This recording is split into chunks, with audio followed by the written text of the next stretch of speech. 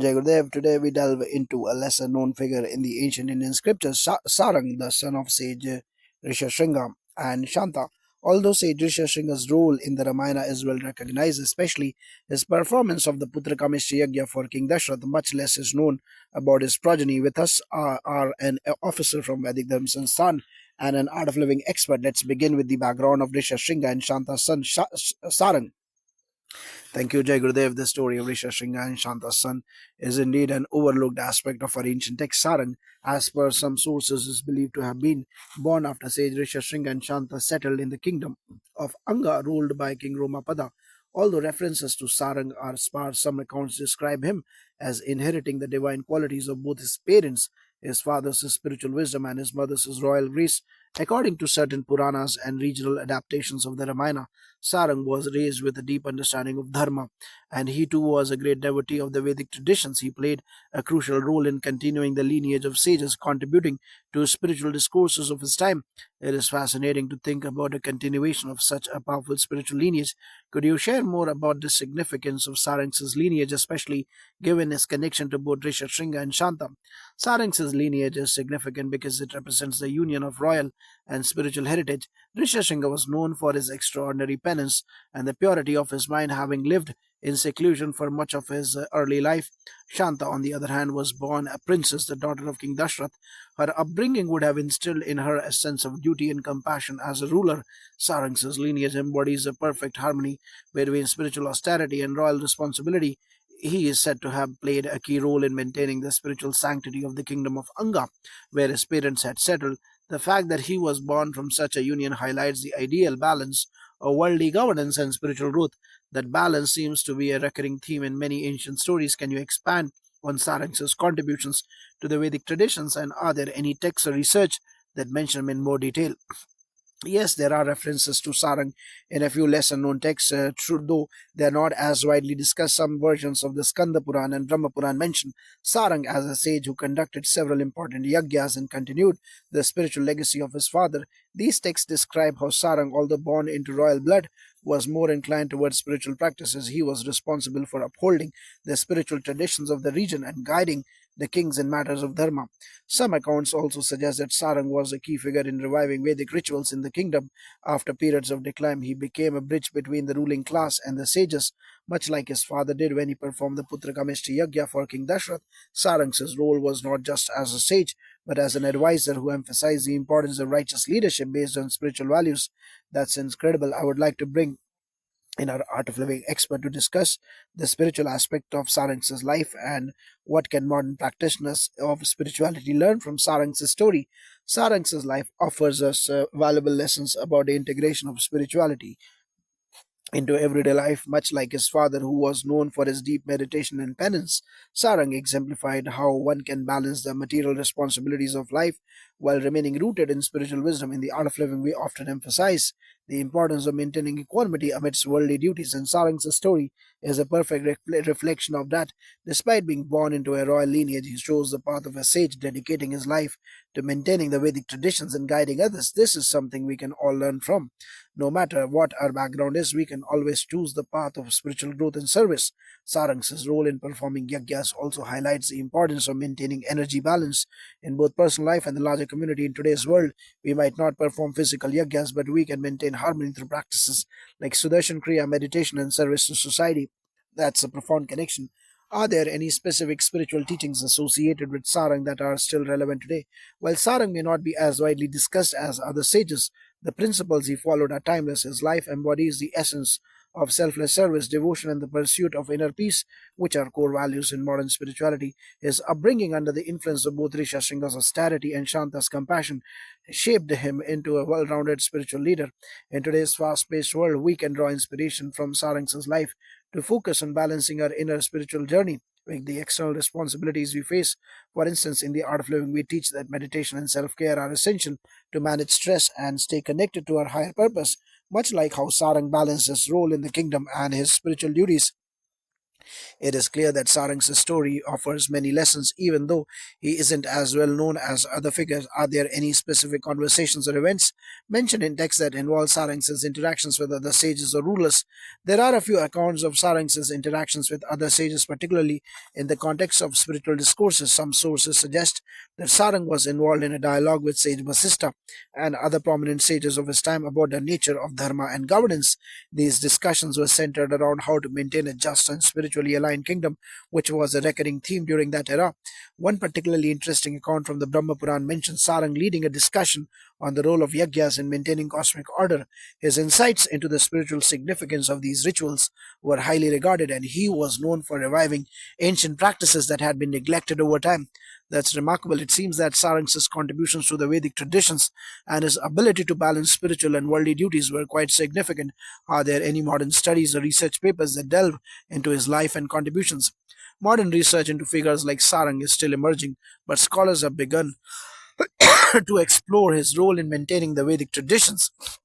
Some research papers have examined the lineage of Rishyashringa and how Sarang's life continued the spiritual legacy of his father. These studies often highlight the importance of familial lineage in preserving ancient wisdom, with Sarang being a key figure in this context. Additionally, some recent studies in Indology focus on the cultural and spiritual significance of lesser known sages in the Ramayana and the Puranas, bringing attention to figures like Sarang. These studies use ancient manuscripts and inscriptions to provide deeper insights into his life. It's wonderful to see how these ancient stories are still being studied and appreciated today. Thank you both for sharing your knowledge about Sarang and his significant yet lesser known role in the spiritual traditions. His story certainly offers timeless lessons for us all. Jai Gurudev, today we are discussing a relatively lesser known figure from the ancient Vedic tradition, Sarang, the son of sage Rishyashringa and Shanta. While Rishyashringa is a well known figure from the Ramayana, there isn't as much emphasis on his lineage and the contributions of his son Sarang. Joining us today are an officer from the Vedic Dharma Sansthan and a spiritual expert from the art of living. Let's begin with the background of Sarang. Could you provide us with some context about his parentage and the significance of his birth? Jai Gurudev, and thank you. It is true that Sarang is not widely discussed in the mainstream retellings of the Ramayana or other texts, but his lineage is incredibly important. Sarang was born to sage Rishyashringa, the sage who performed the Putra Kamishti Yagya for King Dashratha, which resulted in the birth of Rama and his brothers. His mother Shanta was the elder sister of Lord Rama, though she was adopted by King Romapada of Anga. This makes Sarang not only a descendant of great sages, but also connected to the royal family of Ayodhya. Sarang's birth symbolizes the union of deep spiritual wisdom and the royal dharma. According to some interpretations of the Brahma Purana and Skanda Puran, Sarang inherited the profound spiritual insights of his father and the royal responsibilities of his mother, creating a unique blend of spirituality and leadership. That is fascinating. Can you expand on the role of Sarang in terms of spiritual and royal duties, and how did he contribute to the legacy of his parents? Sarang was raised in the kingdom of Anga, where his father Rishyashringa had played a pivotal role in restoring prosperity through his performance of yagyas and spiritual rituals. Sarang grew up in a spiritually charged environment surrounded by the wisdom of his father and the governance of his royal maternal family. He is described in certain texts as someone who, like his father, was deeply committed to Vedic practices, especially the preservation of ancient rituals like yagyas. Although detailed accounts of Sarang's lives are sparse, some sources, particularly in regional adaptations of the Ramayana, suggest that Sarang played an essential role in continuing the spiritual lineage of his father. He is believed to have conducted several significant yagyas that maintained the cosmic balance and the prosperity of the kingdom. Moreover, his guidance in royal matters, particularly in dharma and governance, is emphasized in texts like the Harivamsa. It seems Sarang played a crucial role in blending royal and spiritual responsibilities. From a spiritual perspective, how do his contributions resonate with the principles of the art of living? Sarang's life reflects the deep rooted spiritual values of balancing one's worldly responsibilities with the inner wisdom, a concept we emphasize heavily in the art of living. His father, Sage Rishyashringa, was known for his disciplined spiritual practices, and Sarang inherited that same level of spiritual dedication. He integrated this with the royal duties passed on from his mother, showing that one can maintain a spiritual path while navigating the complexities of worldly leadership.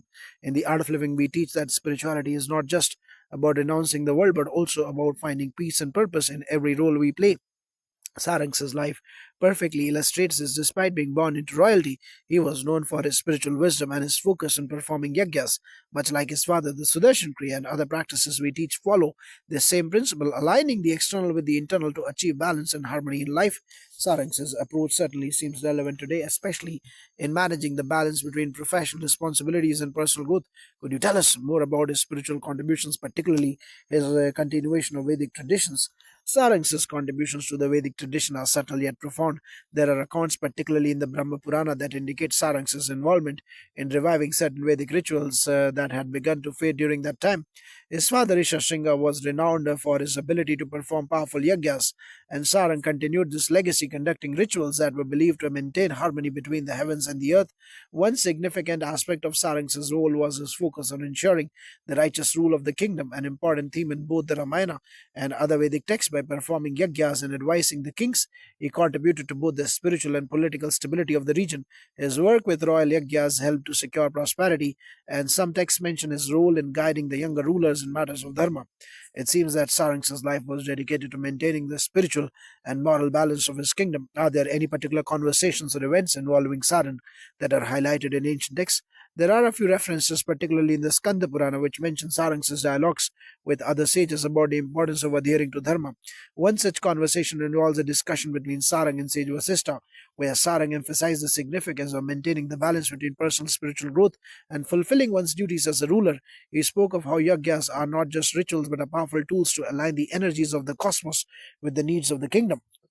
Another interesting mention is in a regional adaptation of the Ramayana, where Sarang advises the ruler of Anga on the need for spiritual governance, suggesting that without dharma as a guiding principle, even the most prosperous kingdoms can fall into disarray.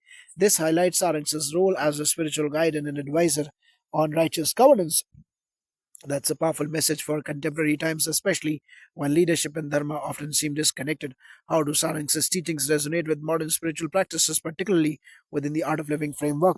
Sarang's emphasis on maintaining dharma while engaging in worldly responsibilities is very much aligned with the art of living's core teachings. In today's world, people are often overwhelmed by their responsibilities, whether it is in their professional or personal life. Sarang's life teaches us that it's possible to remain spiritually grounded while fulfilling those responsibilities.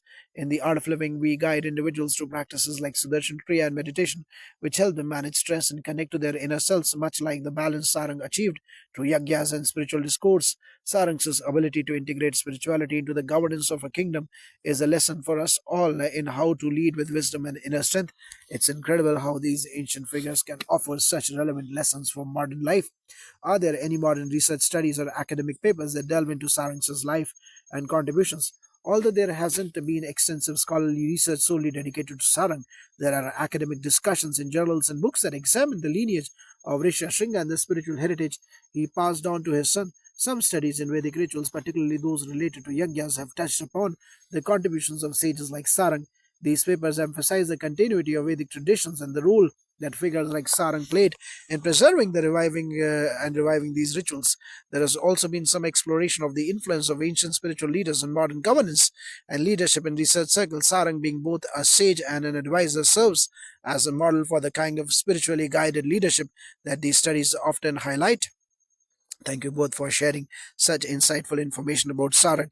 His life, though lesser known, clearly has much to offer us in terms of understanding the balance between spirituality and leadership. His contributions to Vedic traditions and his legacy as the son of the two great figures, Rishyashringa and Shanta, provide valuable lessons for us today. Jai Gurudev.